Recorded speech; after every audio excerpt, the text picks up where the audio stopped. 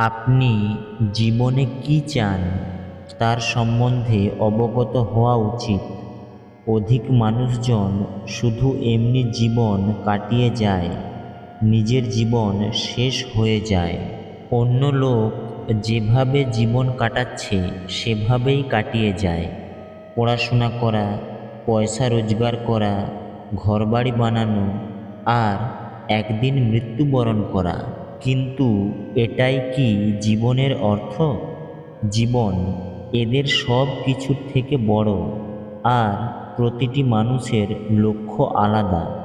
আপনাকেও নিজের লক্ষ্য সম্বন্ধে জানা উচিত, যে আপনাকে কোথায় যেতে হবে। যদি আপনার নিজের লক্ষ্যে যাওয়ার পথ না থাকে, তাহলে আপনি কিভাবে আপনার জীবনের পথে চলবেন? এভাবে ঘুমিয়ে নিজের জীবন নষ্ট করে ফেলবেন না।